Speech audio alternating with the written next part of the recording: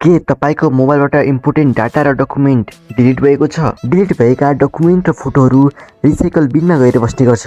तर रिसाइकल बिनबाट पनि डिलिट भयो भने तपाईले त्यो फोटोलाई फेरि आफ्नो मोबाइलमा ल्याउन सक्नुहुन्न। तर आज तपाई यो भिडियो हेरिसकेपछि रिसाइकल बिनबाट पनि डिलिट भएका सबै फोटो डकुमेन्टहरू सजिलै प्राप्त गर्न सक्नुहुन्छ। तपाईले मोबाइल किनेदेखि अहिलेसम्म डिलिट भएका सबै फोटो र डकुमेन्टहरू आज यो भिडियो हेरिसकेपछि फेरि एकपटक देख्न सक्नुहुन्छ।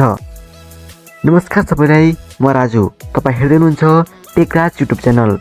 सुरु गरौँ आजको भिडियो। हुन त मैले त्यो प्रोसेस तपाईहरुलाई डाइरेक्टली देखाउन सक्थे, तर यो तरिका 100% सही छ भन्ने कुरा पुष्टि गर्न म तपाईहरुलाई एउटा फोटो डिलिट गरेर त्यसलाई रिकभर गरेर देखाउने छु। म अहिलेलाई यो फोटो सिलेक्ट गरेँ र यसलाई डिलिट गर्छु। यो फोटोलाई रिसाइकल बिनबाट पनि हटाउँछु।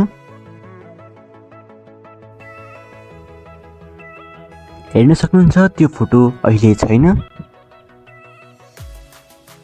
तपाईहरुले एउटा एप्लिकेसन डाउनलोड गर्नुपर्ने छ। तपाईले डाइरेक्टली तल डिस्क्रिप्सनबाट पनि यो एप्लिकेसन डाउनलोड गर्न सक्नुहुन्छ, अथवा तपाईहरुले प्ले स्टोरमा गएर डिस्क डिगर सर्च गर्न सक्नुहुन्छ। तपाईले स्क्रिनमा पनि देख्न सक्नुहुन्छ। म यो एप्लिकेसनलाई डाउनलोड गर्छु, तपाईहरुले पनि डाउनलोड गर्नुहोला।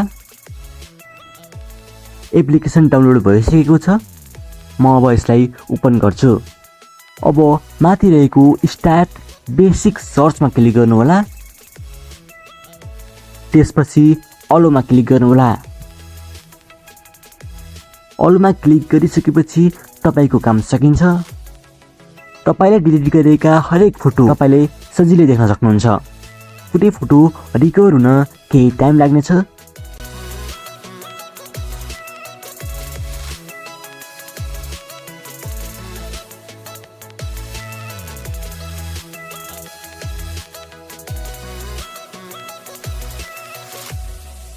हेर्न सक्नुहुन्छ मेरोमा लगभग 5000 वटा फोटो यसले रिकभर गरिसकेको छ।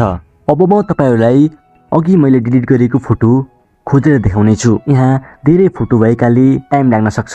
म भिडियोलाई फास्ट फरवार्ड गर्नेछु।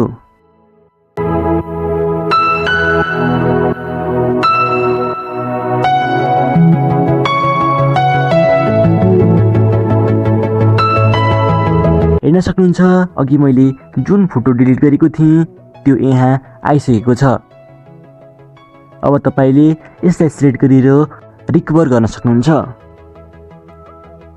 रिकभर गर्नुभयो भने तपाईको ग्यालरीमा आएर बस्नेछ।